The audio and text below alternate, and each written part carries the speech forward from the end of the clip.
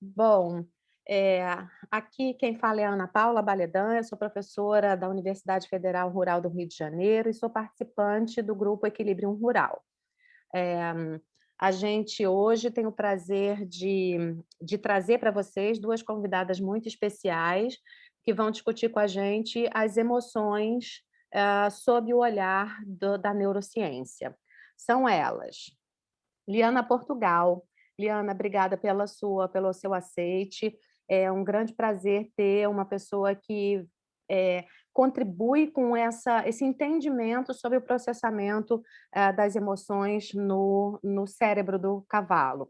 Então, a Liana Portugal, ela é graduada em Ciências Biológicas pela UF, Universidade Federal Fluminense, tem mestrado em neuroimunologia na UF também, e doutorado nas neurociências no Hospital Antônio Pedro, também da UF. Em 2020, fez ou está fazendo o pós-doutorado dela também na mesma instituição.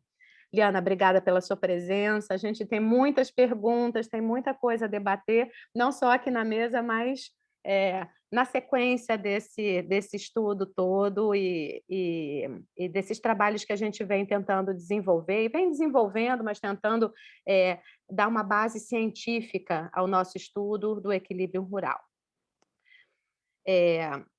A outra convidada nossa é a Marta Nudelman. Espera aí, gente, que eu estou achando aqui o registro dela, o currículo.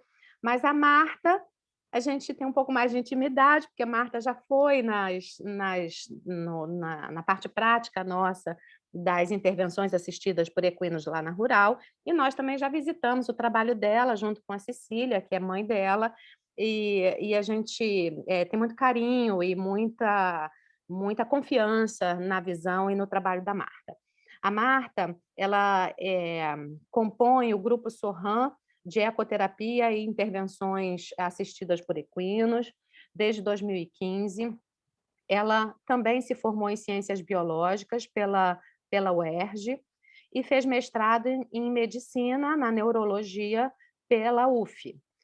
Em 2018, ela iniciou o doutorado dela, que ainda está em andamento, nas ciências biomédicas pela UF, tendo como orientadora a professora Liana Portugal. Então, Martinha, obrigada pela sua presença. A gente tem aqui vários componentes do nosso grupo Equilíbrio Rural. Uma delas é a Cecília, Maria Cecília Freitas, que é psicóloga e trabalha com a gente nas atividades, nas intervenções assistidas por equinos lá na Rural. Ana, eu acho que ela caiu e não está conseguindo voltar. Aí, Quem? tá entrando agora, Cecília? minha mãe, Ah, isso. que ela Então, veio aqui falar comigo. ela caiu, mas ela está chegando aí e ela É, vem sendo nossa ancoragem na psicologia, porque ela foi mestranda, né, já é mestre hoje pela Rural, na psicologia, sob orientação da professora Valéria Marques. Então, eu queria apresentar ela, porque ela vai fazer parte da dinamização da mesa redonda. Outros são os participantes do nosso grupo: a Andresa Amaral da Silva, veterinária, professora do Instituto de Veterinária junto comigo, a Karina, nossa aluna, que está graduando agora, a Tatiane, que é veterinária também e é técnica, técnica médica veterinária técnica lá da Rural, e que sem ela a gente não conseguiria fazer metade das coisas que a gente faz. E todas as alunas todos os alunos que são também coordenadores discentes. Então, obrigada pela equipe por estar presente, por fazer esse momento acontecer. Obrigada às palestrantes por estarem aqui com a gente, compartilhando seu conhecimento. Então, como é que vocês preferem fazer? Marta, você quer ir primeiro? Liana quer ir primeiro? eu começo. Marta? Isso, até Tá, para o planejamento das apresentações, acho que tá vai ótimo. fazer um pouquinho mais Então, sentido. Marta, a palavra está contigo, pode compartilhar a sua tela. Obrigada aí por você estar presente. E a gente, assim, para explicar para a audiência, né, que a gente vai ter, cada uma vai ter 20 a 30 minutos de apresentação, e depois a gente vai ter em torno de 1 hora para debater o tema, né, para perguntas, para respostas, para pensar junto, e é isso aí, tá? Então, a palavra está contigo, Marta. Eu vou compartilhar a minha tela já de antemão, assim, eu agradeço muito o convite, uma sensação muito boa, uma experiência muito boa, tá podendo juntar, né, esses dois mundos que eu falo, é muito bom, no caso dos cavalos e da neurociência, são duas grandes paixões minhas, então agradeço o equilíbrio, agradeço o grupo, agradeço todo mundo, agradeço também a Eliana por entrar nessa jornada aqui comigo. Eu vou então apresentar um pouquinho, a Eliana vai prosseguir com o tema. Caso alguma coisa com a internet, porque a internet aqui de casa é bem ruim, então assim, vocês mandem mensagem, qualquer coisa, me liga. Se eu cair, eu volto do ponto onde eu parei, não tem problema nenhum. Só botar a tela para cá, para ela não me atrapalhar. Vocês estão vendo minha tela? Tudo certinho? Tudo certinho, Marta, pode seguir. Então tá. Então a gente vai começar, né? Me apresentando, como me apresentou, sou Mar, trabalho com a equipe Surram há muitos anos, mas eu tenho contato com os cavalos desde quando me entendo por gente, então eu vou estar trazendo aqui para a gente, só um segundo, gente, que eu estou ajeitando aqui a tela. Eu vou estar trazendo aqui para a gente hoje uma visão neurocientista, mas com um pouquinho do feeling e da visão que eu tenho durante os atendimentos, o trabalho e até a percepção dos cavalos. Começando a palestra, né, palestra, bate-papo, a gente vai fazer então discutindo as emoções nas intervenções assistidas por equinos sobre o olhar da neurociência. Uma coisa muito importante, tudo que eu vou estar trazendo aqui, quando for com olhar da ciência, a gente vai estar discutindo um pouquinho das emoções, é ter em mente que essa discussão é baseada no conceito biológico, porque podem ter psicólogos, veterinários, outras áreas que podem falar, mas quando eu estudo emoção não é com essa definição, eu vejo outros conceitos. Então é muito importante ter em mente que é com a visão biológica e da ciência que o nosso grupo, a gente segue essa vertente. Então, passou. E aí eu pergunto, né, para começar, o que é emoção? Todo mundo fala, todo mundo, de uma certa forma, sabe o que é, mas quando a gente pede para definir, sempre gera um e a gente tentando definir de uma forma, mas acaba complicado. E se a gente for para uma definição biológica, como o Damasio traz, que conjunto... Gente, só um segundo, porque tá o pop-out de quem está entrando fica aparecendo na minha tela toda hora. Então, Damasio traz que é um conjunto de reações químicas e neurais subjacentes à organização de certas respostas comportamentais básicas e necessárias à sobrevivência. E quando a gente fala do conceito, a gente está falando na gama para todos os animais, sendo nós ou animais humanos. Então, quando a gente olha para os seres humanos, a gente tem que pensar que essa definição, esse conjunto de reações, como elas são expressas? Elas são expressas por reações subjetivas, por estados fisiológicos e por comportamento. A gente vai para o laboratório a estudar essas grandes três áreas. E quando a gente vai olhar em emoção, a gente precisa levar as três em consideração. Elas não conseguem estar independentes.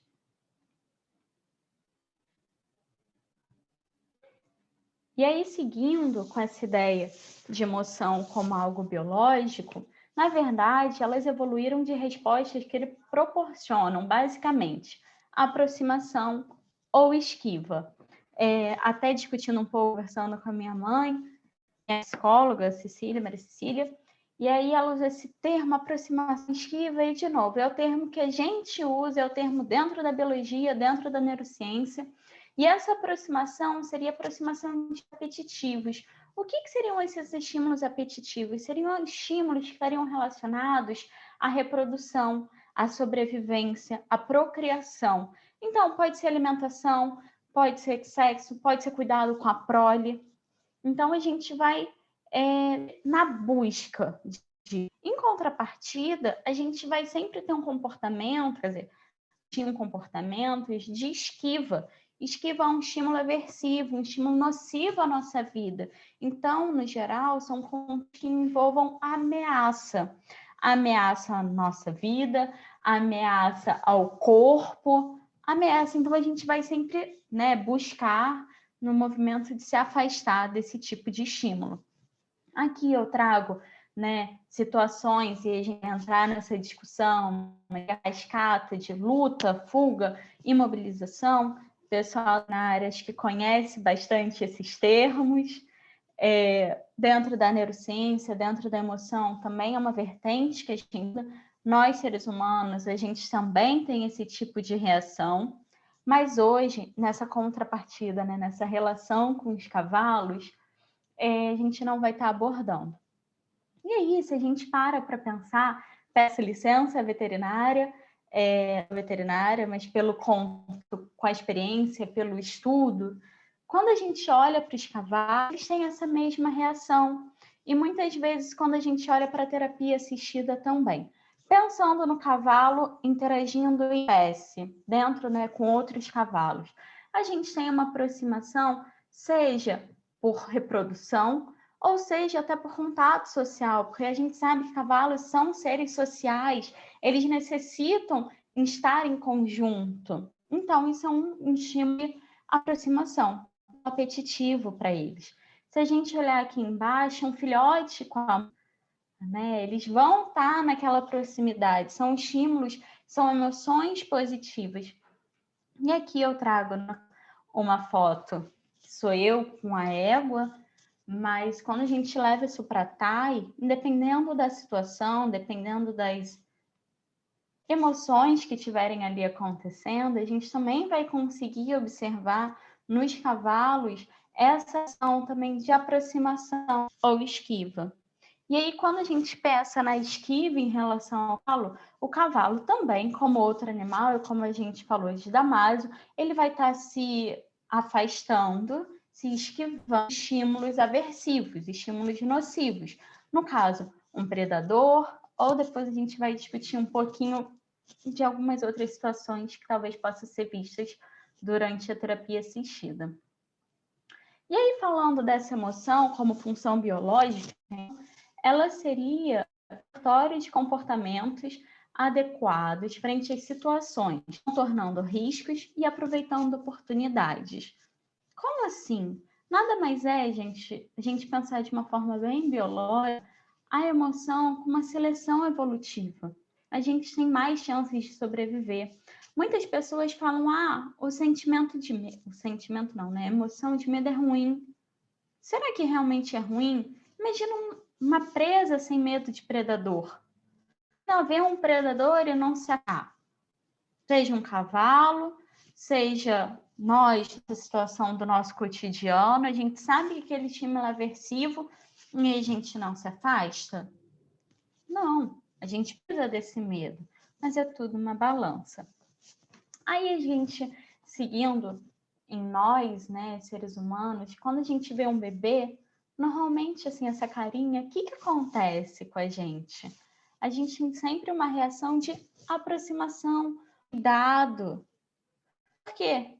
Se a gente seguir a ideia, para os seres humanos, a gente também tem essa importância evolutiva, essa seleção evolutiva acontecendo. O bebê, ele requer cuidados, no geral, na maioria dos casos, o bebê vai estar relacionado com estímulos apetitivos, estímulos que vão promover uma aproximação. Um cuidado com a prole, para ele é necessário, e para a gente um cuidado, uma relação. E essa ideia de emoção como função biológica, a gente traz que Darwin traz que a emoção predispõe à ação, com respostas adequadas ao estímulo. Se a gente olhar para as figurinhas dos cachorros, a gente vai ver posturas que a gente observa em outros animais, e posturas que são muito clássicas de dependendo da situação, dependendo da reação. E aí, Darwin, eu não sei se todos sabem, mas ele traz um livro que a semelhança nas expressões emocionais entre os homens e animais, onde ele postula que o homem e os animais superiores têm os mesmos sentidos, sensações, afetos, emoções similares, embora em um grau muito diferente. E aí, esses animais superiores, os cavalos estariam associados a isso. Então, grande pool, né? Essa grande quantidade de emoção que temos, a gente compartilha com os cavalos, mas eles expressam, ou em graus, como diz Darwin, em graus diferentes.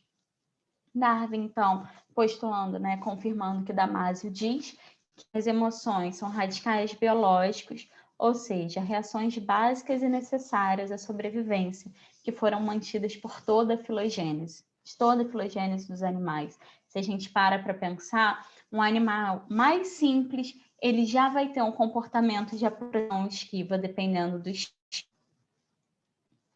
E aí, aqui é só uma figurinha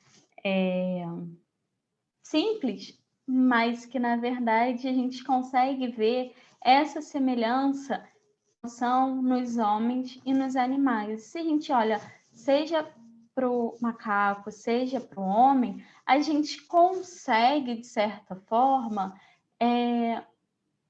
deduzir qual emoção um dos dois podem estar expressando. E se a gente olhar para o padrão, né, das expressões, o padrão do formato do rosto, dos músculos que estão contraídos, são muito similares. E por que isso? Porque, na verdade, as faces nos rostos, eles têm uma importância social muito grande. Eles são consideradas, Ekman, no passado, isso Darwin falou também, e Ekman falou que a gente tem um conjunto de emoções consideradas emoções básicas. E Ekman fez um muito grande ao longo de todo o mundo, onde ele levava essa prancha de expressões faciais e cantava para as pessoas e perguntava que emoção estava sendo expressa naquela face. E essas emoções aqui, essas faces, foram todas classificadas no geral, óbvio, gente, não é 100%, né? A gente sempre tem essas, mas no geral foram classificadas com as mesmas emoções. Então, a gente vai considerar essas emoções como emoções básicas. São alegria, tristeza, nojo, raiva, tristeza. Ixi, calma. São 6.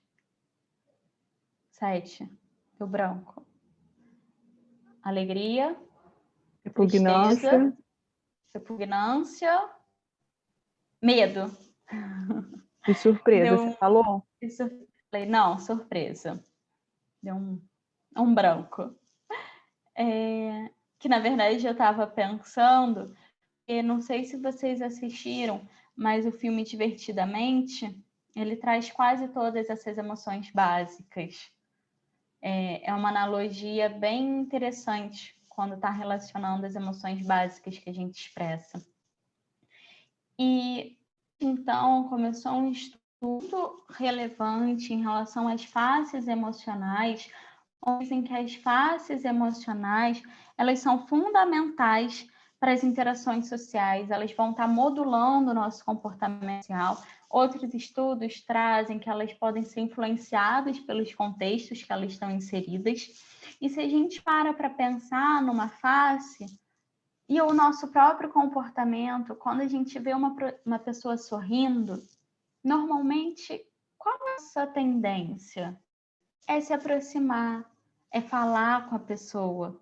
Quando a gente vê uma pessoa com uma cara séria, uma cara de raiva, mesmo que não seja com você, a gente se esquiva, porque seriam consideradas emoções, entre aspas, de aproximação e de esquiva. E elas vão estar a todo momento modulando o nosso comportamento. E aí, quando a gente pensa nessa habilidade de identificar expressões, ela é fundamental para a interação social. Quem tem contato com o cavalo, eu faço a analogia. Os cavalos também têm essas expressões faciais. O cavalo tem postura de orelha, focinho, pescoço. Não entro nem para o resto do corpo, que a gente sabe que tem todo um padrão de expressão corporal. Mas a gente também faz esse movimento de aproximação, esquiva, em relação ao cavalo. Quando o cavalo está, quem conhece os cavalos, o cavalo está com uma postura corporal, uma postura de, entre aspas, face, igual a 5, a gente não vai se aproximar. Ele está de orelha baixada, ele está com as narinas, né, mais num formato... Gente, estou esquecendo tudo quanto é palavra. Mas numa linha mais reta, que ele está com uma respiração mais ofegante. Alguns cavalos até chegam a meio que morder o dente, balançar a cabeça. Onde ele está estressado, se preparando por ataque, se considerando ameaçado, está estressado, enfim. A gente se afasta. E se a gente vê os cavalos entre eles mesmo, eles estão se modulando dentro das posturas corporais entre eles. A gente consegue ver muito claramente quando um cavalo está interagindo com o outro num bem-estar. E quando está acontecendo uma briga, quando um cavalo vai se aproximar, o outro murcha a orelha, o cavalo já, opa, se afasta. Por que eu estou trazendo isso, né? Qual seria, então, de relação dessa parte da emoção com os cavalos, a emoção com as terapias assistidas? Eu falei nos Zooms, eu estou dando essas definições, trago um pouquinho dessa relação com os cavalos, e aí o grande achado que vem sendo trabalhado, uma coisa que a Ana falou, gente, mas é bastante importante pontuar, acredito que a Liana também vai falar, essa parte de estudos em relação ao cavalo na TAI, que é a terapia equinos, e os próprios benefícios da TAI ainda são muito poucos. Então, quando a gente foi na busca de artigos para preparar essa palestra, ainda tem muito caso clínico, estudo de caso, são muito pontuais. Então, a gente ainda não pode fazer uma relação cientificamente comprovada e totalmente estabelecida. O que a gente está são indícios, estudos que estão corroborando e associando a TAI aos benefícios, a TAI às emoções dos seres humanos. E uma dessas características importantes do cavalo como coterapeuta, do cavalo como participativo da terapia assistida, com equinos, né, no caso, é porque estudos trazem que os cavalos eles reconhecem as expressões faciais. E frente a essas expressões faciais, eles vão ter comportamentos de aproximação ou esquiva. Eu trouxe 3 artigos, eu não vou destrinchar muito eles, mas eles são interessantes porque, começando por esse do meio, eles tinham uma teoria que os cavalos, na verdade, eles não reconheciam expressões faciais. Eles reconheceriam pistas, um chapéu, uma cor de cabelo, e isso faria com que eles reconhecessem. E aí, nesse erro da Leia, ela, acredito que seja ela, mas enfim, ela apresenta fotos de faces para os cavalos, e ela vai reapresentar essas fotos com o cabelo com uma cor diferente, com uma peruca, com um chapéu. E dentro do treinamento, os cavalos, eles reconhecem, eles têm uma preferência e eles escolhem dentro do treinamento aquelas faces que eles foram apresentados na mente. Independente se estava com chapéu, se estava com uma peruca. Então, ela diz que, na verdade, esse reconhecimento de faces por cavalos, ele seria algo muito mais completo e com as características inteiras da face, não um objeto pontual. Esse outro aqui, né, e agora tanto faz, eu só achei legal porque, assim, eles vêm cada vez mais, eles estão aprofundando nessa relação do com reconhecimento facial. Esse daqui, esse primeiro da Amy, eles também vão fazer todo um treinamento onde eles apresentam faces, rostos dos cavalos, e eles vão ver esses rostos com expressões negativas ou expressões positivas. E o que eles vão ver é que o cavalo ele vai ter toda uma preferência, um direcionamento de olhar, porque dentro dos equinos tem uma teoria, e eu já não muito, porque isso é bem da veterinária, mas quando seria um estímulo ameaçador, eles iriam olhar para o lado esquerdo, iam focar mais no lado esquerdo. E nesse artigo, eles observam que os cavalos eles ficam olhando quando as faces são faces negativas. O que seriam faces negativas, né? Seriam faces de raiva, face de tristeza. Os cavalos eles vão olhar mais com a porção esquerda do olho. Eles vão ter uma alteração cardíaca, o que reforça um estímulo de ameaça. Então, eles conseguem reconhecer a expressão facial que está sendo apresentada. Não é apenas, é um humano. Que expressão está sendo apresentada? E esse daqui, novamente, também, eles apresentam expressões faciais positivas, sorrisos, ou expressões negativas de raiva para os cavalos, e fazem treinamento, e depois a pessoa que estava presente na foto vai para o recinto que o cavalo está. E o cavalo vai apresentar uma resposta comportamental totalmente diferente para aquelas pessoas que estavam na foto sorrindo e para aquelas pessoas que estavam na foto com raiva, com faces ameaçadoras, mostrando toda essa relação de aproximação e esquiva e mostrando essa capacidade dos cavalos de reconhecerem expressões faciais. E quando a gente vai pensar na TAI, isso é bastante importante, né? Realmente, e aí agora eu vou um pouquinho além, eu vou um pouquinho para a minha experiência, para a vivência. Quando uma pessoa chega além da expressão facial, mas com uma postura corporal ofensiva, os cavalos se afastam. Os cavalos, no geral, eles recuam. E aí a gente instrui para o praticante, conversa, aí no caso seria o papel do psicólogo, da psicóloga.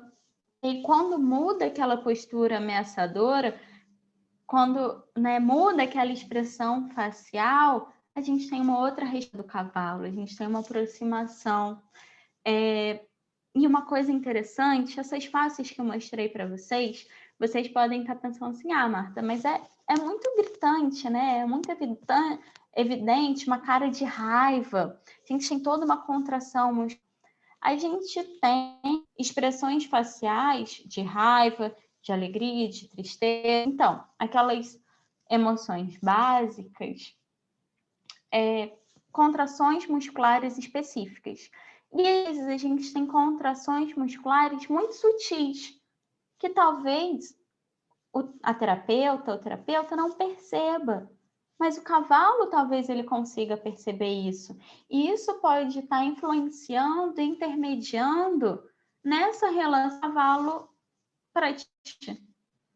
E aí vocês poderiam falar assim, Marta, mas talvez da neurociência, tristeza é uma emoção negativa. E o cavalo, muitas vezes, ele não se afasta quando ele vê alguém chorando. Mas apesar de ser um estímulo negativo, ele não necessariamente ele é um estímulo aversivo que vai causar esquiva. E aí, a gente ainda precisa de muito estudo, muitas análises, e essa relação que a gente encontra isso muitas vezes na prática, quando o praticante está triste, quando o praticante está chorando, o cavalo ele se aproxima, o cavalo ele dá um suporte. Talvez, aí eu estou questionando, não tem embasamento, ainda de artigos sobre isso, talvez pelos cavalos serem animais sociais, talvez dessa questão da interação, talvez, apesar da expressão facial de choro ser algo negativo, é um cuidado? Não sei. Ainda precisa estudar muito isso. A gente ainda precisa fazer muito essa interseção prática, teoria. E aí, seguindo só, assim, essa minha introdução foi mais breve, mas a Liana vai continuar. Aqui são algumas fotos dos trabalhos que a gente desenvolve, e eu achei legal a gente trazer, e para uma dessas fotos, essa daqui, principalmente, a gente consegue ver as expressões faciais da relação cavalo-ser humano. A gente vê essa relação, a gente vê essa proximidade. Nessa foto aqui da direita, né, o cavalo, ele está com o olho relaxado, ele está com uma cara relaxada, e a pessoa também está com uma expressão facial onde possibilitou essa aproximação. Aqui é um outro trabalho que a gente traz, enfim, não vou adentrar. Aqui sou eu, Eliana, e aí já aproveitando o gancho para a parte que ela vai falar, né? Então, a Eliana, ela não trabalha isso, nunca trabalhou com a gente. A Eliana, na verdade, ela fez uma vivência, eu levei ela. Então, em alguns momentos, talvez a gente até combinou isso, e talvez em alguns momentos da palestra dela, eu posso estar pontuando, ou durante, ou talvez depois, um pouquinho do que ela falou, fazendo essa associação. E aí aqui a gente vai numa relação de postura corporal, onde estão ambas sorrindo, ambas expressando felicidade, e o cavalo tranquilo, comendo, porque a gente sabe o cavalo está abaixado, comendo, ele tem que estar se sentindo seguro. E tá ela deitada em cima do cavalo, né, encostada no cavalo, ambas rindo, ambas trazendo um momento de alegria, uma emoção de alegria, talvez com diversas outras, né, alterações fisiológicas, um pouquinho do que ele vai falar a nível de ser neurais, e talvez esteja em comunhão com o cavalo, a gente está travando essa relação com o cavalo, e a gente está trazendo toda uma emoção muito além do que a gente, né, assim, talvez pense, é só uma expressão facial. Não, na verdade tem todo um pool ao redor daquela expressão facial que interfere em nós, que interfere na nossa relação ser humano com ser humano, que interfere na nossa relação ser humano-cavalo, cavalo-cavalo. Então, eu agradeço, eu não botei no slide porque ainda não acabou, a Liana vai dar continuidade. Eu posso fazer uma parte? Pode. Eu fiquei olhando para a expressão da Liana, quando você estava falando, eu tenho certeza que ela estava rememorando essa vivência e estava toda feliz, toda relaxada. Então, achei muito interessante que, né, a gente está falando fotos também, a própria Ana, ao ver a foto dela, lembrar do momento, já fez uma expressão de relaxamento. Era isso. Tá ótimo. Martim, agora eu acho que você tem que descompartilhar para a Liana conseguir compartilhar. Vou parar isso, eu vou parar de compartilhar e depois vou descompartilhar e fechar meu microfone. Tá, só para eu falar um pouquinho para vocês, vocês estão me ouvindo? Sim. Deixa eu compartilhar. Estamos. Eu sempre trabalhei com... Ai, peraí que eu não estou achando o compartilhamento. Ai, espera. Passa o cursor na tela que vai abrir uma barra embaixo e aí tem compartilhar tela ou... Passa o cursor na tela que você está vendo do Zoom. O seu cursor, sua setinha. Se você passar o cursor, ele vai aparecer embaixo. Engraçado, não estou vendo. É do lado do bate-papo, professora. É porque ele some da tela quando a gente ele sumiu. dá um tempo. Então, mas aí se você passar o seu cursor na tela... Não está aparecendo. Acredito. Calma, Liana, olha só. Vamos dar um jeito. Você passa o mouse em cima da tela. Isso. Embaixo vai aparecer uma barrinha. Você está com a tela toda aberta? Não. Abre Então, ela abre toda. ela toda. Ah, não achei. Ah, achei. Achei.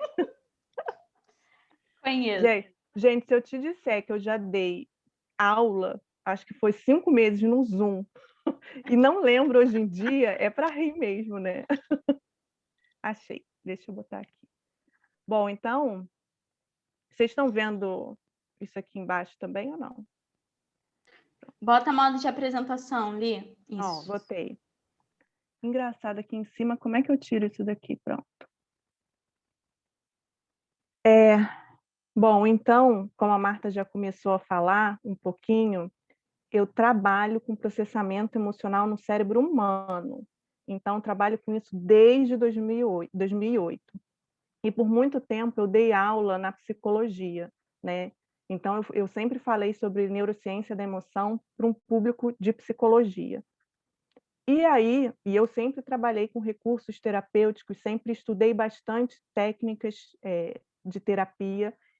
E aí a Marta entrou no mestrado, ela foi minha aluna no sentido de que eu orientei ela, né, Marta? E agora eu estou orientando ela junto com a Letícia e com a Mirtes no doutorado. E ela sempre falou muito dessa experiência com cavalo, com animal, e me chamou para fazer uma vivência. E como a Cecília já falou, essa vivência com cavalo, fiz 2, né? Uma eu fui com as meninas do laboratório e a outra eu fui com a minha filha. Ela me transformou muito emocionalmente, assim, foi muito impactante para mim. Então, a partir daí, eu comecei a ter o interesse de estudar por que isso ocorre, né? Quais seriam as bases científicas para que isso funcionasse de uma forma que eu ainda não tinha experimentado em nenhum tipo de terapia. Então, foi a partir daí, né, que eu comecei a me interessar por esse estudo, tá? Bom, então a gente vai começar. Tá passando? A gente vai começar a nossa conversa de hoje falando desse termo chamado neurocepção. Esse termo ele foi cunhado por um neurocientista, um pesquisador muito famoso, que se chama Porges. E o que ele diz sobre esse termo? Ele diz que a neurocepção é a capacidade do sistema nervoso, e vejam bem, de todos os mamíferos sociais, de avaliar constantemente, de forma ininterrupta e de maneira automática, ou seja, sem a percepção consciente, pistas de segurança e ameaça no ambiente, que pode ser tanto o ambiente interno, né, como está o seu próprio corpo, quanto o ambiente externo, tá? Então, o que a gente pode entender aqui? Que a gente tem um sistema de detecção neural, e esse sistema de detecção ele está buscando o tempo inteiro pistas de segurança e ameaça. Então, aqui, durante o nosso papo, durante a nossa conversa, sem percepção consciente, a gente está em buscas de pistas de segurança e ameaça, tá? Uma vez que essas pistas de segurança e ameaça foram detectadas, né, através de um circuito cerebral, o que vai acontecer? Mais mecanismos cerebrais vão ocorrer para promover mudanças, e isso é importante a gente ter em mente, a Martinha já falou um pouco, mudanças na sua fisiologia, tá? Então, no grau de liberação de hormônios, na sua imunologia, e isso daí para quê? Para suportar comportamentos que vão ser adaptativos. Então, teve a detecção dessas pistas, e aí você vai ter o desencadeamento posterior de comportamentos neurobiologicamente determinados, que a gente pode pensar como os comportamentos de defesa, no caso de detecção de pistas de ameaça, né? Então, a gente pode ter a luta, a fuga, a gente pode ter também padrões de mobilização, e quando a gente pensa no ser humano, a gente pode ter padrões de dissociação, tá? Pânico, tudo isso como comportamentos de defesa frente a essa ameaça, e no caso, ou comportamentos sociais, uma vez que você detectou pistas de segurança. Então, a gente tem que ter em mente que o sistema nervoso dos mamíferos, não do ser humano, ele foi moldado evolutivamente, né, para sobreviver durante situações ameaçadoras e para ter contato social durante pistas de segurança. Então, o nosso sistema nervoso, ele anseia por contato social, ele anseia por interação social, tá? Então, aqui a gente pode ver uma imagem do grooming, tanto nos cavalos, em diversas outras espécies, aqui a luta, aqui a fuga, tá? Então, como a Martinha falou, essa ideia, ela remete ao Darwin, né, quando ele publicou um livro lá em 1872, que as emoções elas não acontecem como um luxo evolutivo. Então, a gente às vezes pode pensar que a emoção é para colorir nossa vida, para deixar ela né, com mais graça. Não, mas assim, não é nada disso. A evolução ela tem uma função específica ali. E se a gente for pensar só na biologia, a função é o quê? É promover sobrevivência. E quando a gente pensa em promover sobrevivência, a gente tem que pensar sim nesse contexto social ali inserido. O contexto social ali inserido é importante para a sobrevivência, né? Então, para a gente nos manter saudável, quando eu falo saudável, até mentalmente, eu falo fisicamente, é necessário essa ativação de circuitos sociais, tá? Então, Darwin já propunha que emoção é ação, né? E que a função biológica está relacionada com a sobrevivência do indivíduo, tanto do ser humano quanto também dos animais não humanos. Bom, isso aqui eu trouxe esse slide para mostrar para vocês que a Marta bem falou, que quando a gente pensa assim de uma forma geral em emoção, a gente pensa em quê? Em sentimento. Mas a neurociência ela abrange emoção um sistema muito maior. Desde aquele circuito de detecção, de neurocepção, né, que está ali constantemente buscando pistas de segurança e ameaça, até todas as modificações que ocorrem. Então, a gente pode olhar para modificações fisiológicas, então a gente pode olhar para os hormônios, os mais investigados seriam ocitocina, né, que, de uma forma geral, né, o que a literatura grandemente tem mostrado, está mais relacionado com bem-estar, em contextos de segurança, o cortisol, que está relacionado a ambientes estressantes. A gente pode olhar padrões autonômicos, então cada contexto vai ter um padrão autonômico específico, né? Então, o nosso sistema autônomo ele vai ser específico se eu estou num contexto de segurança ou num contexto ameaçador. E essas mudanças que ocorrem no nosso organismo, eles vão o quê? Dar suporte para esses comportamentos que podem vir a acontecer, de defesa e sociais. E aí, por fim, a gente tem os nossos sentimentos. E um ponto importante aqui que eu queria falar com vocês é que existia uma discussão na literatura que o sentimento ele era simplesmente um processamento cerebral. Então, o seu sentimento estava no cérebro ali, independente do que ocorre no seu corpo. E aí o que a neurociência mostrou? Que, na verdade, o que está ocorrendo no seu corpo, a maneira como você está vivenciando a emoção, a sua postura, o padrão de batimentos cardíacos, os seus hormônios liberados, o seu sistema imunológico, isso vai influenciar de forma direta a maneira que você está sentindo. Então, o corpo, o que acontece no corpo, diz muito sobre a sua experiência emocional. Então, por isso, na psicologia, muitas práticas relacionadas ao corpo, à postura, à respiração, ela veio emergindo, porque isso daí é capaz de transformar o seu padrão fisiológico e a sua vivência emocional, tá? Então, esse é um ponto importante que a neurociência vem trazendo, que o sentimento não é simplesmente um processo cerebral frio, independente do que acontece no corpo. A emoção está muito relacionada com o corpo. Bom, então a primeira vez que se foi falar num cérebro emocional foi lá em 1937, que foi o Papez.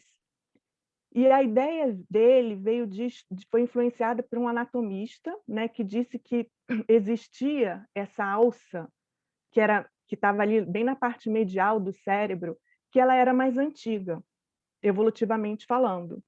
E aí o Papez disse assim, nossa, realmente, ela está com cara de ter ligação. E ele propôs ali, bom, eu acho que como é mais antiga, isso é um cérebro emocional, é ali que se processa as emoções. Então ele propôs ali o hipotálamo, o tálamo, o córtex cingulado e o hipocampo. Só que fazer um adendo assim, reparem que nesse esqueminha, a gente está vendo o sentimento ali, está vendo? Como um processo cerebral. E as mudanças corporais ali, independente. Mas hoje em dia a gente sabe que isso aqui conversa pra caramba. O que está acontecendo no seu corpo vai influenciar muito a maneira que você está sentindo. Ai, desculpa. Então, por que que vingou, né? Você ter um cérebro emocional? Primeiro, porque posteriormente foi mostrado que essas conexões aqui de fato existem. Só que a gente tem que fazer um adendo. O hipocampo, eu acho que a maioria de vocês sabe, é uma estrutura, né, que parece um cavalo marinho e está muito relacionado com a consolidação de memória declarativa, aquela que a gente consegue lembrar, tá? Só que o termo límbico, sistema límbico, ele foi mesmo popularizado, digamos assim, pelo Paul MacLean. E por que que isso, então, virou em voga, né? Por que que esse nome virou em voga para o Paul MacLean? Porque ele colocou uma estrutura que depois a neurociência, sim, veio... Tem muita coisa sobre ela, que é essa que eu fiz um retângulozinho em vermelho, a amígdala, que é uma estrutura subcortical. Subcortical, quando a gente fala subcortical, é aquela que está abaixo do córtex. Então, o córtex ali é a camada mais externa do cérebro, ela é bem fininha. Subcortical está abaixo dela, cheia de núcleos. E é uma estrutura que vocês vão ouvir demais, se vocês tiverem interesse em emoção, é uma estrutura que você precisa saber sobre, né? É a que eu chamo a amígdala superpoderosa. Então, antes da gente adentrar nas funções, né, da amígdala, é só a gente refletir um pouco das conexões que essa estrutura ela tem. A amígdala, um outro ponto importante aqui para que vocês não pensem que eu estou falando só de humanos.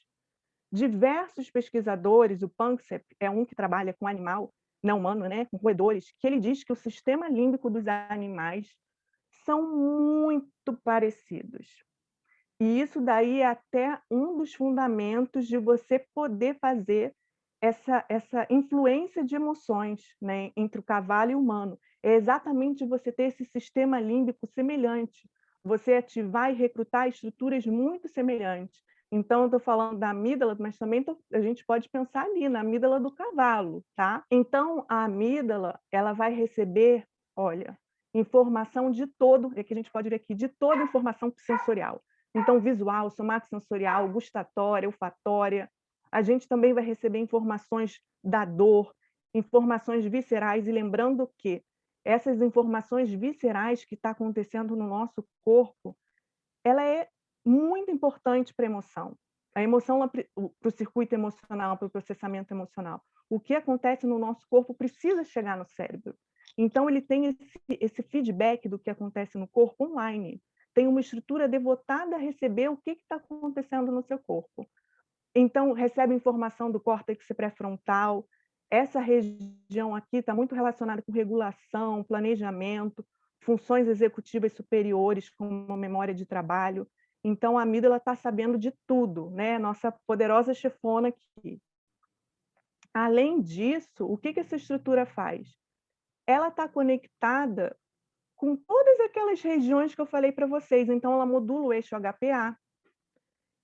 Não sei se, para quem não lembra, o eixo HPA vai fazer o quê? Vai liberar cortisol, que é aquele hormônio que eu falei lá no começo, que está relacionado com o estresse. E é um ponto importante, porque o cortisol pode ser um hormônio que a gente pode coletar de uma maneira fácil, por exemplo, na saliva, e medir situações estressantes de como está o padrão fisiológico ali daquele organismo durante determinada terapia. Então, a amígdala está lá, sendo capaz de influenciar o eixo HPA. E aqui ela também manda as projeções para o sistema nervoso autônomo, né? Então, ela é capaz de modular toda a sua fisiologia, como seu coração está batendo, a maneira que você está respirando, a sudorese. Ela vai ter, então, o papel de modular isso. Não só isso, a amígdala ela vai ter ligação direta com uma região que é chamada substância cinzenta periaquidutal, que é a PAG. Essa região ela está lá no tronco encefálico, e em animais, roedores, quando você faz a estimulação elétrica dessa região, o animal ele apresenta padrão de mobilidade, dependendo, né, se for alta a estimulação elétrica, se for baixa, ele vai fazer comportamento de fuga, de tentar fugir. Então, é uma região que tem sido vista essencial para implementar comportamentos de defesa. E quem está lá conversando com ela? A amígdala. Então, ela é uma estrutura que ela vai poder entrar em todas aquelas vertentes ali que eu falei para vocês, na resposta fisiológica, no comportamento. Então, ela é uma estrutura-chave do sistema límbico. Então, aqui eu trouxe para vocês... Pronto. Eu trouxe para vocês algum papel, o que já foi mostrado de fato, o que as evidências científicas mostram de fato dessa estrutura. Ela está envolvida no reconhecimento de expressão de medo, ela está envolvida na detecção de pistas de ameaça, e aqui eu queria fazer um adendo para vocês. Existem pesquisadores nessa área que mostram que existe uma via rápida. O que seria essa via rápida para a detecção de ameaça? A amígdala, antes de chegar no córtex, antes de chegar no acesso consciente, você teria ativação dessa estrutura e ela já começaria a modificar todo o seu sistema endócrino, todo o seu sistema nervoso autônomo, antes mesmo da sua percepção consciente da ameaça. Então, alguns pesquisadores acreditam que ela faça parte dessa via rápida de detecção da ameaça. Ela também está relacionada a julgamentos sociais. Olha que curioso. Pessoas com lesões nessa estrutura, quando elas visualizam as 50 faces mais negativas, que foram julgadas como mais negativas, elas se sentem com vontade de aproximar. E elas também julgam que essas pessoas são muito confiáveis. Então, se tem alguma lesão na amígdala, essa pessoa ela vai se colocar em situações de muito risco. E quando a gente pensa em lesão, a gente pensa em situações atípicas, né? Mas a amígdala em si, o padrão de atividade dela é individual. Então, pessoas mais ansiosas, por exemplo, têm um padrão de ativação dessa estrutura muito alto. Então, ela começa a detectar ameaças de uma forma mais facilitada, né? E outro ponto é que os animais, e aqui no caso foi macacos, com lesões nas amígdalas, perdem o medo de animais perigosos. Então, eles começaram a não demonstrar medos para a cobra, né? E eles ficavam extremamente mansos, que foi o que ficou conhecido como síndrome Clover-Bussy. Além disso, essa estrutura ela está participando ali de todo tipo de condicionamento de medo. Então, vejam, né? Então, o Paul MacLean, ele colocou essa estrutura no sistema límbico, que depois foi demonstrado que, de fato, ela está envolvida em diversos processos emocionais. Bom, e além disso, ele propôs, o Paul MacLean, um cérebro triúnico. O que seria esse cérebro triúnico? É como se tivéssemos 3 tipos de computadores biológicos interdependentes. Então, aqui a gente teria o cérebro reptiliano, que seriam responsáveis por reflexos autonômicos de sobrevivência. Então, são aqueles reflexos envolvidos com respiração. A gente teria aqui o sistema límbico, que seria o cérebro do mamífero. Só lembrando que estaria relacionado com o quê? Com o processamento emocional, com a geração de emoção.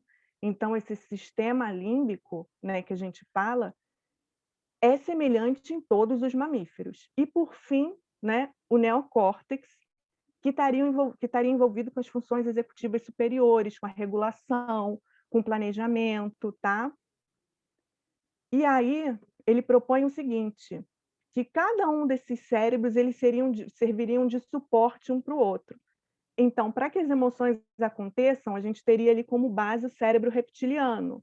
Para que a cognição aconteça, a gente usaria como base o sistema límbico e o cérebro reptiliano. E aí, ele também chama atenção que cada um tem o seu período evolutivo, sendo o cérebro reptiliano o cérebro filogeneticamente mais antigo.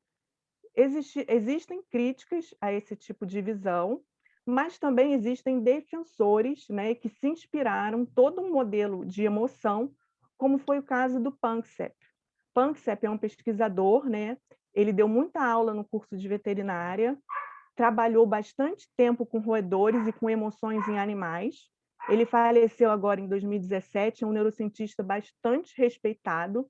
E aí, 2 pontos que eu achei super interessante, até para a gente pensar, né, na terapia, é o fato de que ele defende ferrenhamente nos artigos e nos livros dele, que as emoções elas são geradas em regiões subcorticais, ou seja, no sistema límbico, e que o sistema límbico ele é muito semelhante em todos os mamíferos.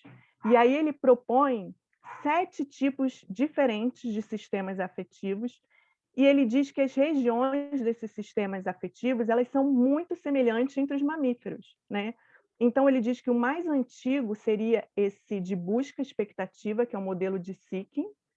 Esse modelo ele diz que o Seeking está por detrás de todos os outros sistemas afetivos, que seria a busca por recursos, né? E ele fala que está banhado em dopamina, esse estado afetivo, tá? Depois ele fala no estado afetivo de rage, que é um estado que ele fala que o animal ele tem comportamentos agressivos e que geralmente é desencadeado, né, por uma falta de liberdade ou por se sentir frustrado. E o de fear, no caso, seria por detecção de ameaça. Tanto no fear quanto no rage, as estruturas chaves para esse processo, aí eu queria deixar aqui com vocês, é exatamente a amígdala e a substância cinzenta periaquidutal. Tá? São estruturas chaves. E no fear é onde você tem a implementação desses comportamentos de defesa, de imobilidade, de luta, de fuga. E aí ele diz que, além desses, tem o de pânico, o de impulso sexual, o de cuidado e o de brincadeira, de alegria. Então, a gente pode pensar que o brincar ele é muito importante para a sobrevivência dos mamíferos de uma forma geral, tá? E isso a neurobiologia diz, a gente devota ali circuitos neurais importantes para isso, né? E isso faz parte do sucesso evolutivo dos mamíferos, o brincar, né? E o cuidado, tá? Então aqui, ops, foi? Bom, aqui é só para mostrar para vocês onde ele mais investigou, né? A gente já conversou um pouquinho, mas os estudos dele foram focados nesses 4 estados de afeto, que é o seeking, o fear, o rage e o pânico. Mas o que eu queria deixar assim bem claro, e aí ele foi estudar neurotransmissor em cada um deles, o sistema opioide em cada um deles, as estruturas relacionadas. Mas o que eu queria deixar claro para vocês é o que ele enfatiza dessa semelhança, né, entre o nosso sistema límbico com o sistema límbico de todos os outros mamíferos.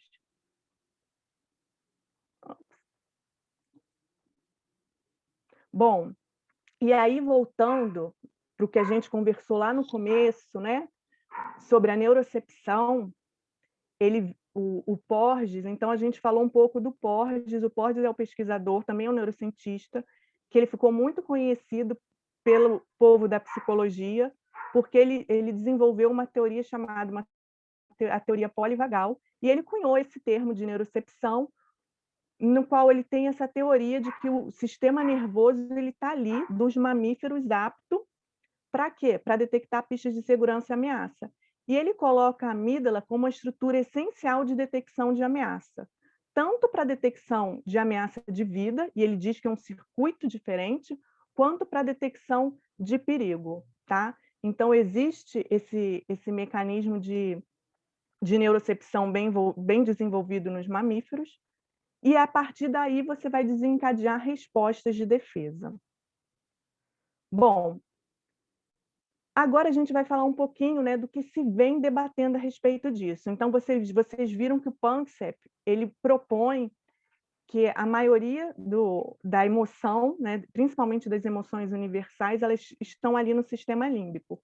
Mas os pesquisadores, né, que geralmente investigam a emoção em humanos, têm mostrado uma participação cortical importante nas emoções, né? E uma estrutura cortical que agora nessa nova década da neurociência virou tipo uma amígdala, é a ínsula.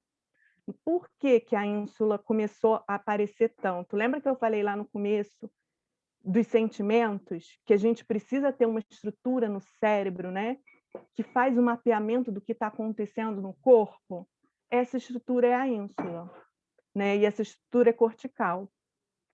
E essa estrutura, ela tem, eu não vou entrar em detalhes, mas foi proposto uma via neural específica que traz essa informação da condição, não é nem mais da condição das vísceras, né? Seria da condição fisiológica de todo o corpo, porque ela vai trazer informação do sistema imune, endócrino, de dor, inclusive a gente vai ver da importância do toque, tudo isso vai chegar na ínsula. E aí vai ser durante esse processamento da ínsula que a gente vai ter, né, que você vai ter uma representação cerebral do sentimento, da experiência da emoção. Então, existe uma discussão na literatura de quanto o córtex ele também estaria relacionado com as emoções, inclusive emoções universais, e essas evidências elas são maiores em humanos. Então, por exemplo, comportamentos de defesa que a gente viu ali que o Panksepp ele mostrou ali bastante como sendo PAG, né, substância cinzenta periaquidotal, em humanos a gente já vê participação cortical também para a implementação desses comportamentos de defesa. Então, a gente vê participação do córtex motor, do cingulado médio, da área motora suplementar. Então, existe essa discussão entre a literatura animal da emoção e a literatura humana, que é sempre bom, né, estar conversando e apresentando os trabalhos para poder chegar ao entendimento maior. E agora, sobre a neurocepção de segurança, que é tão importante, né, para os mamíferos sociais. Como é que acontece? A gente viu que a amígdala e a PAG são importantes na detecção de ameaça. E para a segurança? Da segurança ainda não tem muitos estudos, ainda tá um pouco fraco, digamos assim, sobre qual seria uma estrutura-chave. Uma ideia que seria uma estrutura no lobo temporal, que seria muito sensível a faces, a determinados tipos de vocalização, mas ainda não está certo. Mas o que está certo é, primeiro, né, que a gente tem um sistema nervoso, a gente mamíferos, tá? Quando eu falo a gente tem um sistema nervoso moldado para sobreviver em contextos perigosos e para promover interações sociais em ambientes de segurança. E tudo isso é fundamental para a sua saúde mental, tá? E para a saúde mental. E aí, além disso, o que uma gama de pesquisas, de evidências mostram para você ativar, para você perceber pistas de segurança? O que é necessário? É a proximidade física. E como a gente faz para diminuir a distância, para aumentar essa proximidade física? A gente pode pensar que é simplesmente caminhar até a pessoa e dar um abraço.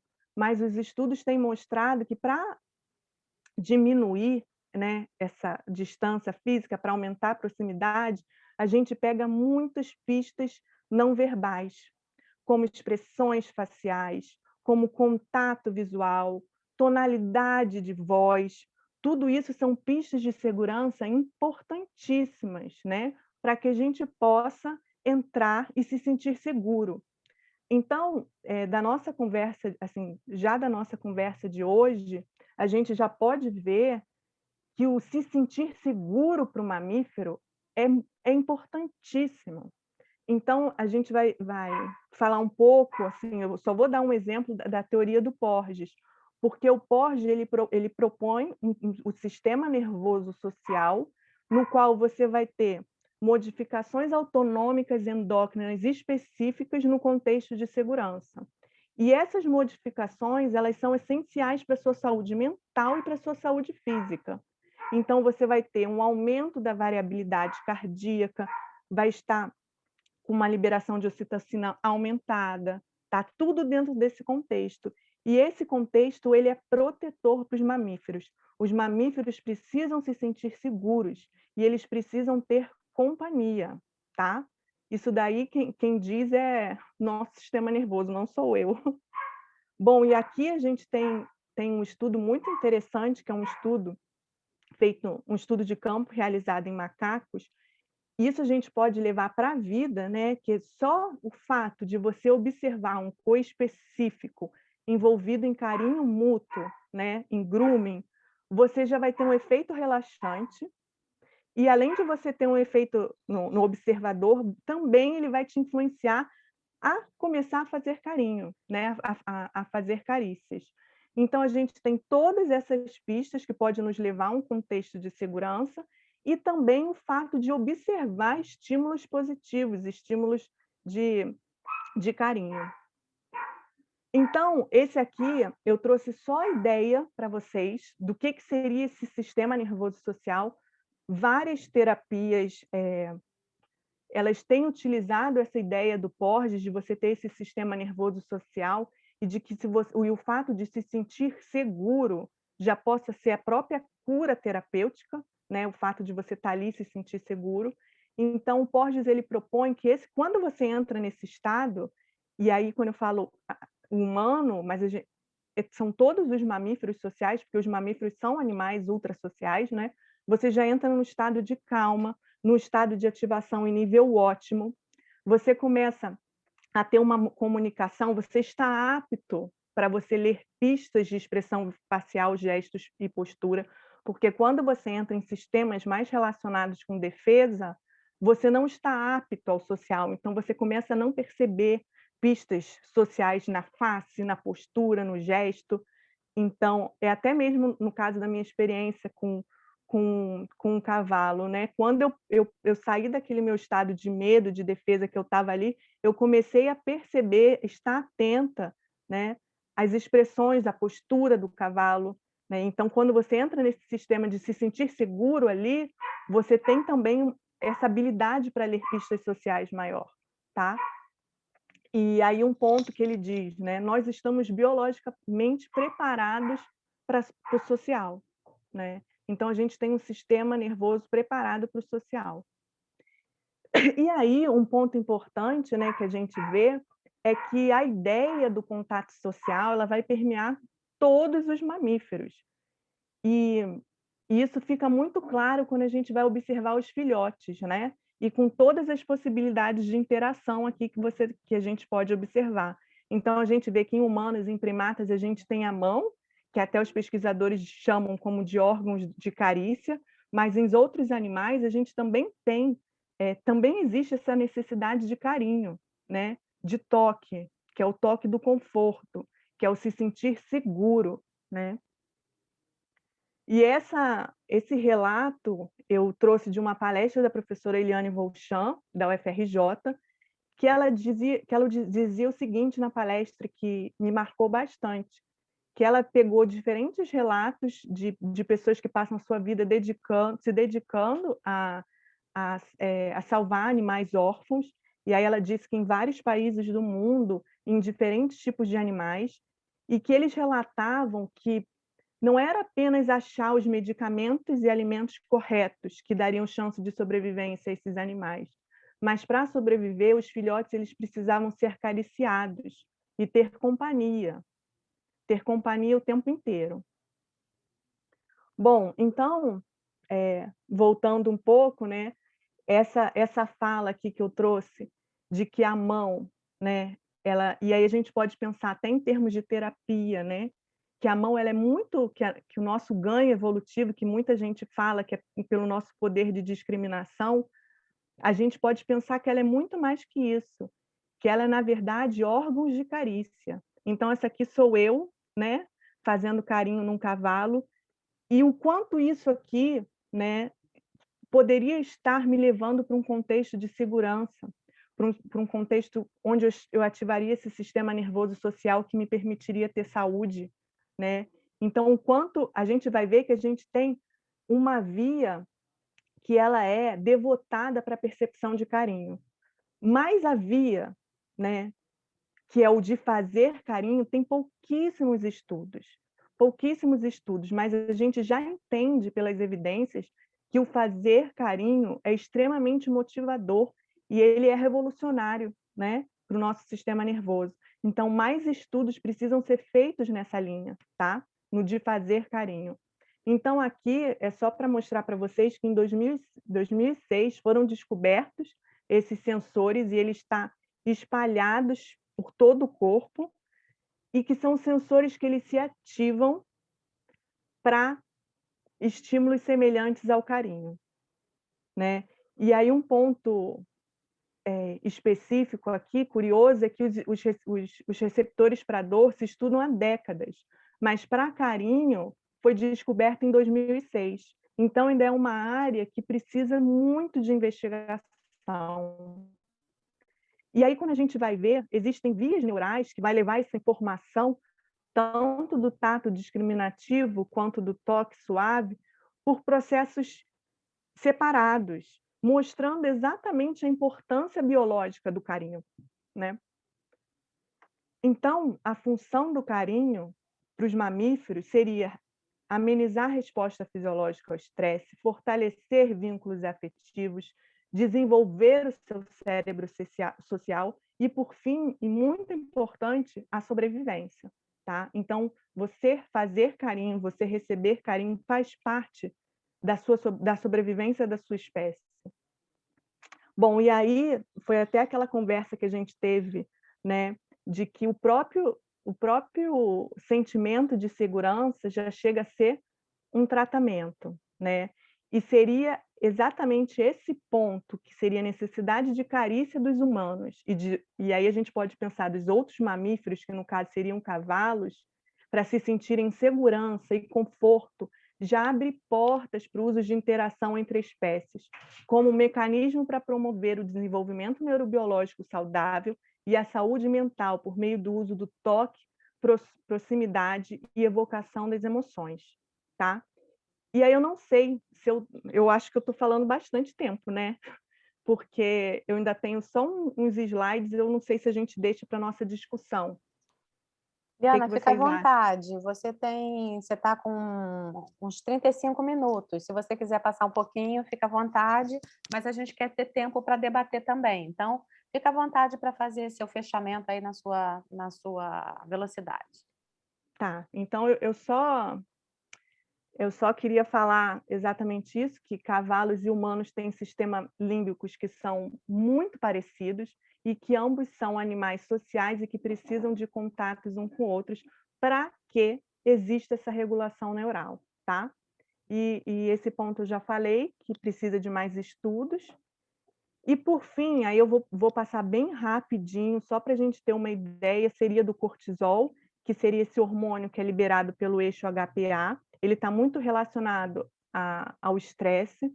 E aí um ponto que eu queria deixar claro para vocês aqui é que o estresse, a gente pensa só no estressor, mas os recursos que a gente tem, o que o animal tenha para lidar com esse estresse, também é importante, tá? E a gente sabe que é adaptativo, né? A gente precisa liberar cortisol em determinadas situações que exigem, né?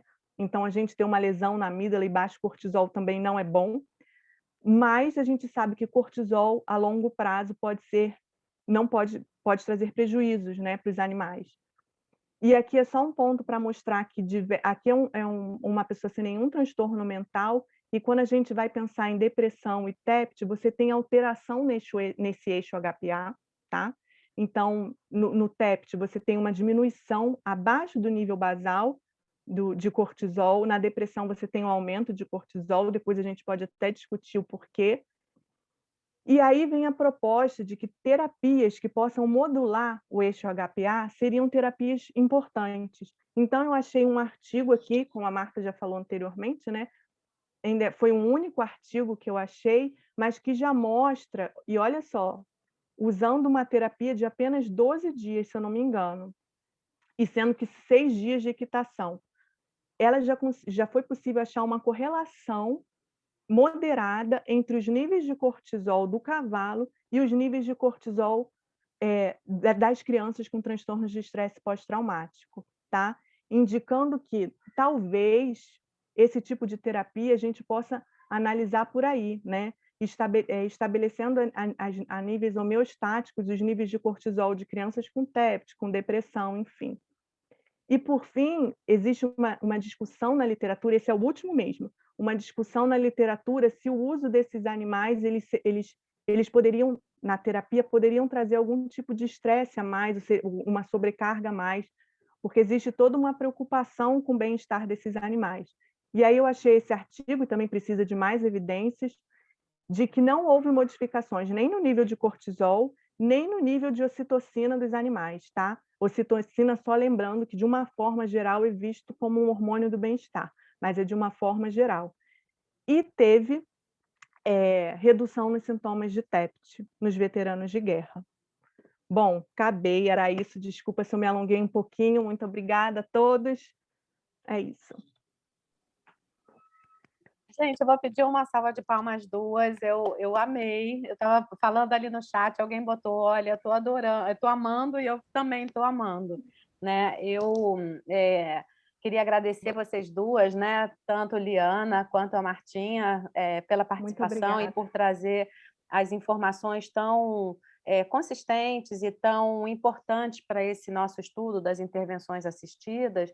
E eu queria agradecer também ao pessoal que está na sala, né, na nossa sala do Zoom, porque tem pessoas que trabalham muito com comportamento animal. Tem o João Telhado, que é nosso colega, nosso amigo da veterinária, que trabalha com comportamento. A professora Valéria, da psicologia, também entrou. O Gian, lá do Maranhão, também entrou. E tantas outras pessoas. Eu fico preocupada também em não citar, mas a Ana Estela entrou, que representa o grupo do Alexandre Belo, ali da UERJ. Enfim, a gente tem muitas perguntas e muitos campos a serem explorados, né? Então, eu acho que o que a gente está tentando aqui, e aí eu vou contar com a ajuda da Cecília para a gente costurar esse debate agora, é que, na realidade, qual é o intuito da gente com esses últimos encontros do equilíbrio, né? Nesse papo de equilíbrio, como vocês sabem, a gente tem o Grupo Equilíbrio Rural, que é um grupo de intervenções transdisciplinares assistidas por equinos, lá na Rural, na Universidade Federal Rural do Rio de Janeiro, e a gente vem trabalhando a equipe do cavalo, né, que é composta por veterinários, zootecnistas e alguns alunos que são da engenharia florestal, da educação física e tal, e o pessoal da psicologia, que lida efetivamente com a terapia. Mas, apesar da gente saber desses relatos, encontrar relatos na literatura e da gente vivenciar esse bem-estar causado pelo contato, como a gente trabalha no meio acadêmico, é a nossa obrigação, né, e nossa missão, vamos dizer assim, de vida, buscar os porquês, né, explorar as possibilidades que possam ajudar a gente no trabalho, né, que a gente desenvolve, que a gente tem um grupo que a gente gosta, mas com base na metodologia científica. Então, eu queria saber se vocês têm perguntas, se vocês querem começar, ou se a gente começa com perguntas. Ana. Oi, Ana, Cecília. Eu fiz uma mini homenagem para a Liana. Tá. Quer compartilhar agora? Pode compartilhar, quero. Então. Espera aí, que eu preciso da Marta, espera aí. Porque aí o pessoal vai se organizando nas perguntas, e enquanto a Cecília se organiza, uma das coisas que eu queria perguntar para vocês duas, talvez Liana, porque Marta vai estar por conta aí da Cecília. Cecília, enquanto você vai se organizando, eu vou fazer uma pergunta, que é uma coisa que já me vem à cabeça. Quando a gente começou a tentar entender esse vínculo empático que é criado entre o cavalo e a pessoa, né, nas intervenções, seja terapia assistida, seja atividades assistidas, o que a gente percebe que o que veio na literatura, de princípio, foi que aquele vínculo que se estabelecia era feito pelos neurônios espelho. E existe todo um grupo que discorda disso, e a própria Valéria, desde o início, foi muito relutante em aceitar o conceito, e eu concordo hoje com ela, embora tenha lido, mas eu queria, assim, saber, Eliana, da sua opinião, enquanto, pedindo um minutinho para a Cecília, você acredita que a possibilidade dessa aproximação do cavalo, seja numa pessoa que está, vamos dizer, em depressão, que está com toda aquela mimetização de linguagem corporal e até facial também, de tristeza, de ficar para baixo. Por que você acha que esse animal possa se aproximar. Você acha que tem a ver com esse grupo de neurônios, espelho, que parece que estão localizados no córtex pré-frontal? Então, eu até tinha um pouco desse assunto até para falar com vocês sobre os neurônios espelho, mas eu fui atrás porque existe isso daí que você deve estar me falando, né? Existe essa teoria de que os cavalos teriam milhões, muito mais neurônios espelhos do que a gente, né? E isso permitiria com que ele seja mais empático. Então, aqui eu vou falar para vocês assim: os neurônios espelhos que foram encontrados num circuito ali parietal, né, no pré-frontal parietal, eles foram primeiramente, na verdade, o neurônio espelho é aquele neurônio que vai se ativar para um comportamento do outro, né?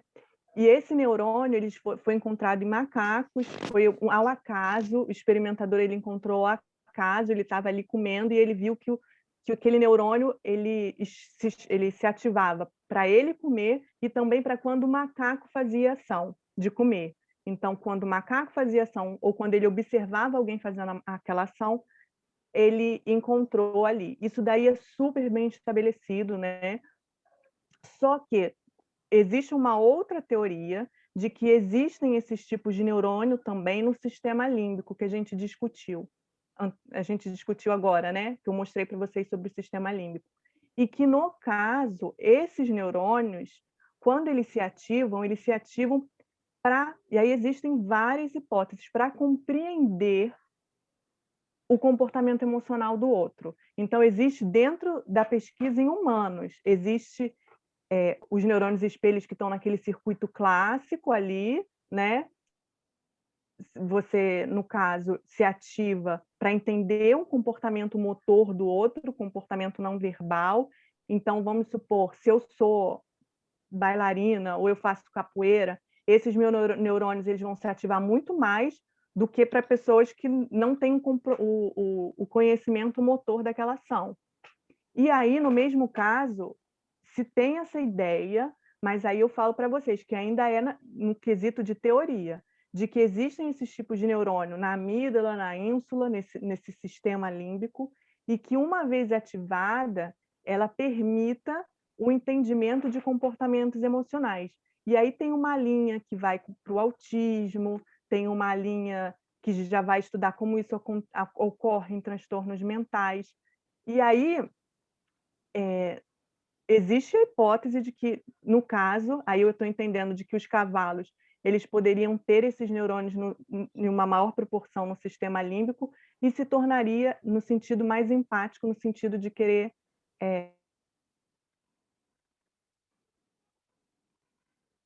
que eu pude ver, ainda não existe evidências científicas para isso. É uma Não, teoria, é né? É uma controverso. hipótese. É uma hipótese de, assim como a gente ainda está na teoria, na questão, né, desse sistema de empatia por trás dos neurônios espelhos no circuito, no sistema límbico. Então, aí a gente precisa ter dados, a gente precisa ter evidências, Sim, né? sim, claro. Mas é uma hipótese que tem seus prós e contras, né? Tá ótimo. Cecília, você quer entrar agora? A gente já tem também algumas perguntas ali no chat que depois que você quer... Quero, preciso da ajuda da Então, Marta. compartilha. Mas ela está aí do teu lado? Tá. Eu vou vendo aqui as mensagens aqui. O Murilo tem uma pergunta que eu vou fazer na sequência. E também a Mônica. Boa noite. Você tem que fazer a minha mãe de host, senão ela não vai conseguir. Ela ainda não, ela saiu, mas ela estava já como... Peraí. É porque tinha caído, lembra? Sim, verdade. Pronto. Vê se agora vai.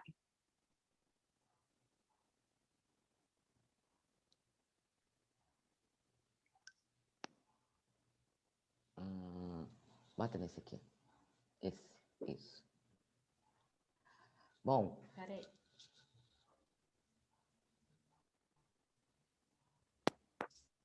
Vai, Cecília, pode falar. Foi uma fala da Marta, que em algum desses momentos de estudos de grupo, ela falou, e eu anotei, Então, né, ela fala que os cavalos naturalmente ativam uma ressonância emocional profunda conosco, sendo influenciados pelo seu poder de liberdade e expressão própria. E nós, naturalmente, liberamos nossas limitações. Então, era o registro dessa. E ela tem a tua também, o que você colocou depois do workshop, que a experiência de estar em contato com os cavalos é reveladora e transformadora em aspectos tão surpreendentes quanto os profundos. Acredito que seja muito mais que terapêutico. Obrigada às equipe Sorran pelo carinho, amor, paciência conosco. Queremos mais. Agora precisamos colocar em prática tudo que foi revelado e canalizar essa energia trocada nessa vida para transformar nossas vidas. O resto ela faz um agradecimento, mas é marcar um registro, né, entre as emoções das, né, palestrantes, o trabalho e a neurociência. Tá bom? Sim, Obrigada, a gente. Cecília faz sempre esse relato qualitativo, né? Esse relato das emoções que para a gente é muito rico. E hoje a gente tem tentado associar os estudos dos relatos que ela faz e que ela percebe nas intervenções com dados mais objetivos, para que a gente possa responder algumas perguntas na ciência. Muito bom, Cecília. Cecília, vou pedir licença para fazer uma pergunta que o Murilo Claro. fez aqui, tá? O Murilo diz o seguinte, que ele é veterinário em São Paulo, não trabalha diretamente com terapia assistida, mas ele quer saber por que o cavalo. Qual a diferença ou semelhança, tecnicamente, entre esse vínculo durante a terapia, eu acredito que com os outros animais, quando comparado com outros animais, ou talvez sem a presença de um animal. E aí, deixo à vontade para vocês. Vamos fazer pela ordem da apresentação. Marta, você quer fazer uma resposta, trazer uma resposta ao Murilo? Posso sim. Vocês estão me escutando? Sim. Vamos. Eu vou um pouquinho além da neurociência, eu vou mais para a minha prática, para a minha experiência, pelas minhas leituras em relação ao cavalo. O cavalo, diferente do cachorro, onde a gente tem terapias com cachorros, o cavalo ele é preso. Então, a postura, o comportamento dele já é bastante diferente de um predador. Ele teria uma relação de fuga, quando ele se sente... Isso, como o João Telhado falou, ele é preso como nós. Quando a gente é ameaçado, ele teria uma de fuga, de fugir, onde o cachorro, quando ele estaria indo para cima. E uma outra questão dos cavalos, e aí pegando um pouquinho do gancho que a Eliana falou, você poderia falar assim, os cachorros... Mas os cavalos são animais sociais, eles buscam por essa interação social. E então as características do cavalo, eles facilitam, eles promovem alguns benefícios que a gente está encontrando, talvez diferente de onde a gente encontra o cachorro. E indo assim, aí um pouquinho mais ainda para a experiência e leitura, muitas vezes a gente diz, e daí talvez a busca pelos neurônios espelho, que a gente diz que os cavalos, eles espelham as nossas emoções. São uns espelhos nossos, frente a esse espelho, eles reagem e eles...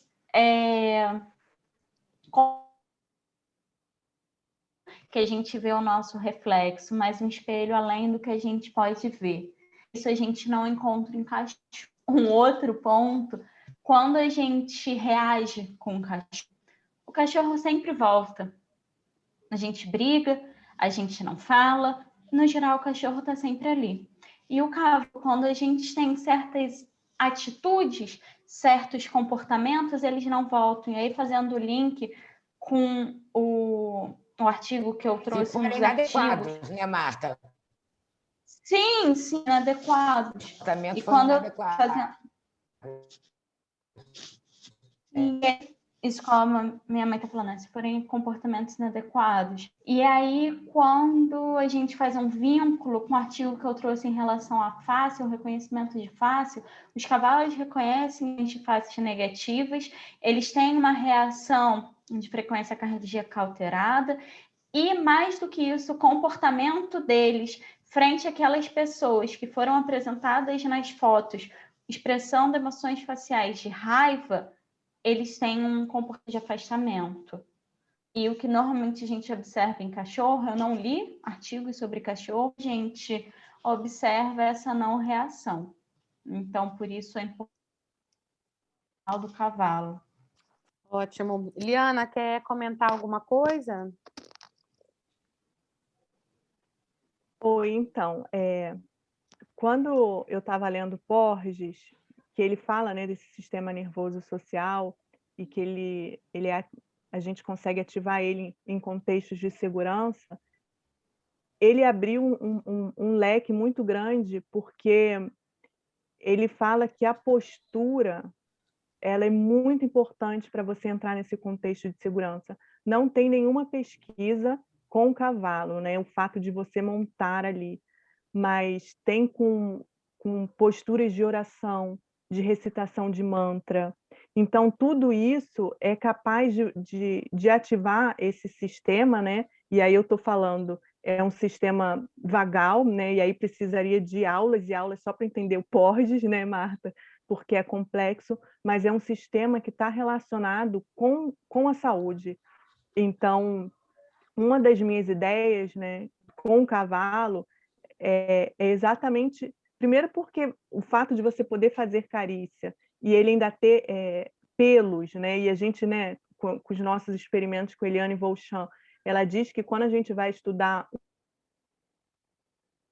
ativo, a gente tem que colocar panos fofinhos, como se fossem parecidos com pelos, sabe? Porque isso ativaria aquele sistema de fazer carinho, ativaria esse sistema social. Então, o cavalo tem isso, o cachorro também tem, mas o cavalo nos permite entrar numa postura que ainda não foi estudada, mas que talvez como a oração, né, como diversos tipos de outras técnicas, também pode nos fazer entrar nesse contexto de segurança, né? É uma ideia, mas é só uma ideia. Ótimo. Acho que a sensibilidade e a entrega, né? Que aí faz tudo, né? É fácil essa entrega fazer acontecer a relação. Eu vou trazer também uma fala da Mônica Oliveira, e aí eu vou até pedir para a Mônica... Antes da Mônica, posso Oi, falar Valéria. só para não perder o fio? Gente, boa noite, desculpe o atraso. Você não aguenta, tá? né, Valéria? Não, enfim, eu estava numa outra aula e aí só pude pegar o finalzinho, mas esse projeto é um projeto do meu coração, né? E é muito legal, Marta, ver você aqui, né? Porque foi lá desde o início, né? Desde a palestra que a gente conversou, enfim, quantas coisas vieram no decorrer disso. E aí, muito bonito. Longa história, né, Valéria? Muito tempo. Mas eu não sei se é a minha internet, eu estou perdendo vocês.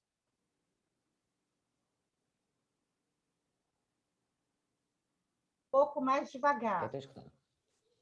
Né?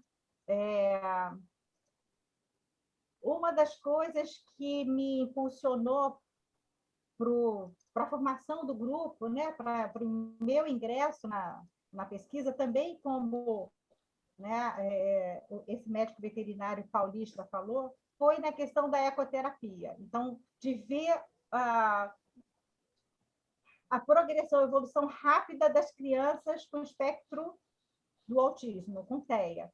Tá? Isso foi o que me impulsionou e depois foi levando para a terapia assistida, que aí é o grupo que a gente tem. Mas essa minha pesquisa está dentro de uma pesquisa maior sobre a questão de percepção. E aí é isso que eu gostaria de estar chamando a atenção e conversando, né? Enfim, mais próxima com Marta e com Liana, porque a gente fica muito presa nos aspectos estereoceptivos.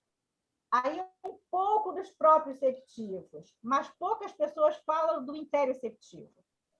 E aí eu penso que, então, a grosso modo, o estereoceptivo, a questão dos sentidos, tato, gosto, audição, visão, que são os mais comuns, ou os mais frequentemente falados.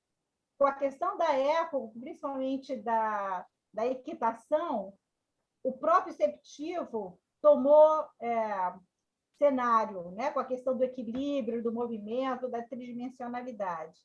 Mas o interoceptivo ainda é pouco divulgado, pouco estudado, e a dificuldade que a gente tinha no nosso grupo de pesquisa, quando se fala da questão dos hormônios, é que a gente tinha que ter toda uma parceria com o laboratório para que isso pudesse ser efetivado.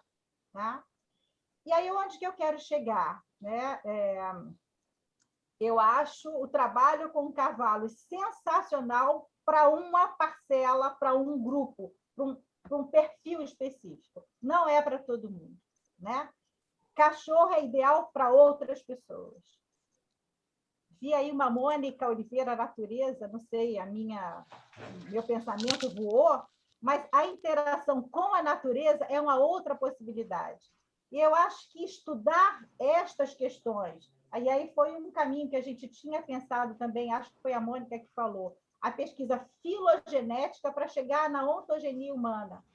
Então, esse paralelo da filogenia e estudar a evolução, se for do cavalo, que tem que começar por algum lugar, a evolução humana, ainda precisa ser aprofundado. Eu concordo com a Ana Paula, né? Eu penso que mais estudos qualitativos são sempre interessantes, mas a gente precisa ter algumas outras bases. Obrigada. E olha que eu sou pesquisadora qualitativa, né? Mas uma pesquisa interligada. Então, não é fazer uma discussão de ou um ou outro, mas é uma pesquisa transdisciplinar e que a gente possa efetivamente observar o fenômeno de uma forma sistêmica. Eu acho que nesse ponto é que está a questão. Então, a resposta não está na psicologia, não está na neuropsicologia, não está na veterinária, não está na zootecnia, a resposta está na construção do diálogo de todas essas disciplinas. É dessa forma que eu penso, né? E penso que isso está se assentando. Ainda é uma área muito nova. Né? Então, poder focar no trabalho, no caso do equilíbrio rural, focar na interação homem-cavalo, mas sem esquecer que é a interação. Então, é a interação humana que o constitui humano e que dá sentido à realidade. Enfim, era só uma provocação e um diálogo, né? Para dar ânimo e garra, porque a gente tem muito que estudar. Muito. A lista é bem grande, Valéria. E aí eu queria ouvir a Mônica Oliveira, que ela fala de grupos de estudo e pesquisa multidisciplinares de Animal Wonder. Mônica, se você quiser abrir seu microfone, eu estou manejando a lista, tá, gente? Tem a Mônica, tem a Ana Estela, depois entrou o Jean, e eu acho que o João também queria fazer uma consideração. Então, a gente está manejando aí as inscrições, tá? Mônica, você quer abrir seu microfone? Pronto, estou aqui. Pronto. Não, é só... Boa tarde, tudo bom? Hoje eu faço parte de um grupo da Universidade de Lisboa, que é um grupo de estudo de Animal Wonder, né? E eu até conversei com a Marta se tinha algum grupo aqui no Brasil, né? Porque a gente vê alguns estudos já há algum tempo, né? A Anice da Silveira já fazia esse trabalho há décadas atrás, né? Com gatos, inclusive. E, enfim, ter esse trabalho que a Marta e a Maria Cecília fazem com os cavalos, e esse encontro de hoje, vendo vocês da Rural, a Liana Portugal, que eu sou fã, né, da UF, A professora Liana é muito especial, ela nem sabe disso, mas é muito especial. Muito. E aí eu falei, poxa, será que não tem, né, tantas pessoas aqui interessadas nessa temática, profissionais de diferentes áreas, né, como falou a professora Valéria Marques, né,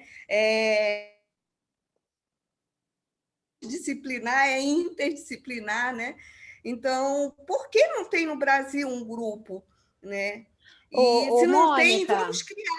Mônica, deixa eu te perguntar, qual o perfil desse Animal Wonder que você fala? Qual é a pegada, o enfoque? Então, são estudos de artigos que eles trazem de diferentes espécies de animais e essa relação animal com o ser humano, né?